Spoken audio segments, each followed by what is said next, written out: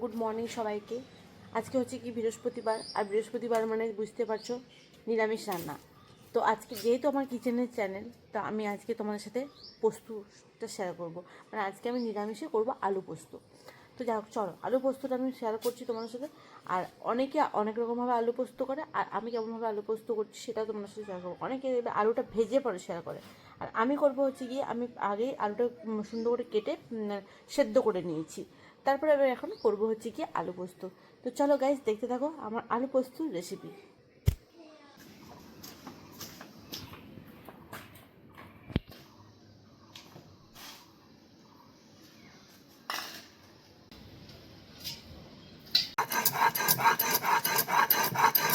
Guys, এই রান্নাটা আজকে বাইরে করবো না, কারণ প্রচুর করে বাতাস দিচ্ছে। বাতাস দেওয়াতে কি হয়, আমগুলো পড়ে, কড়াই ধরো তেল দিলাম পড়ে গেল, তখন খাবারটা নষ্ট হয়ে যাবে।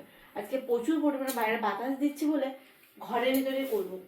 তো চলো, এদিকে হয়ে গেছে আমার পোস্ত বাটা কমপ্লিট। আচ্ছা, এদিকে হয়ে গেছে তোমার আলুটা সেদ্ধ করে নিয়েছি প্রেসারে, কারণ অনেকটা লেট হয়ে গেছে, খাবারটা তাড়াতাড়ি করতে হবে, 2টো বেজে গেছে। আমরা এমনি 2টো 2:30টার সময়তেই খাই। তো তোমরা কখন খাও অবশ্যই আমরা জানি 12টা 1টার মধ্যে সবাই মানে খায় অনেকে, কিন্তু যারা ভিডিও করে তাদের একটু লেট হয়, আমার লেট হয়। আবার যেহেতু আজকে হচ্ছে কি বৃহস্পতিবার এমনি পুজো টুজো করতে আমার দেরি হয়ে যায়। তো চলো, এই কড়াই গরম করতে দিয়ে দিচ্ছি সরষের তেল। আর অনেকে দেবে আলুটা ভেজে বড় করে, ওটাও ভালো লাগে খেতে। আর আমি এটা তাড়াতাড়ির জন্য করি, মানে অনেকটা স্পিডে হয়ে যায় রান্নাটা। অনেকেই বলে দেখবে আলু ভাজা মানে আলুটা ভেজে তারপরে সেদ্ধ করে, আপনার ভাজতে ভাজতে সেদ্ধ হয়ে যায় সেটা, তারপরে পোস্তটা দেয়, ওটার টেস্ট আলাদা। আবার এই টেস্টটা আবার আলাদা। কথা বলতে বলতে 5 ফোড়ন দিয়ে দিচ্ছি। এটা হচ্ছে কি গোটা জিরে দিতে হবে, দিয়ে দিলাম গোটা জিরে।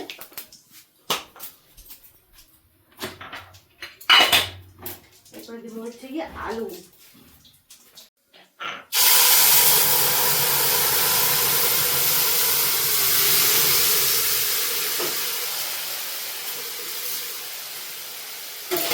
একটু গরম গরম করবো এরপরে দুপুরবেলা একদম মানে এই উঠোনটাতেও বেরোনো একদম ঝাল হয়ে যাবে।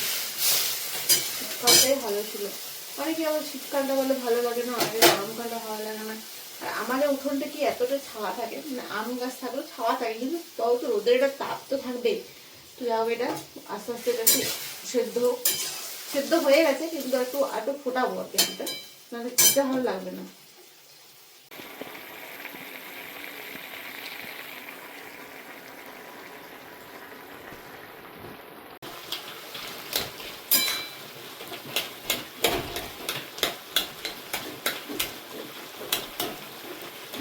আমি পোস্তটা দেবো, আর একটু জন্য কেটে নিচ্ছি।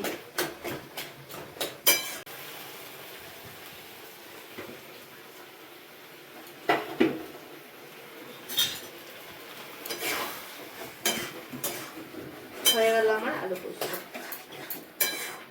পোস্ত দিয়ে বেশি ফোটাবো না, পোস্ত দিয়ে ফোটানো কেমন হয়ে যায়, অল্প আঁচ করে করে নিয়ে।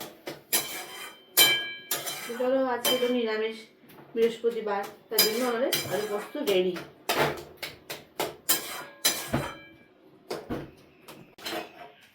চলো, এবার খাবার রেডি করছি। পোস্ত তো হয়ে গেছে, এদিকে ডাল তরকারি ওদিকে কমপ্লিট আছে। চলো দুপুরবেলায় লাঞ্চটা করে ফেলি, দেখা হচ্ছে নেক্সট ছোট্ট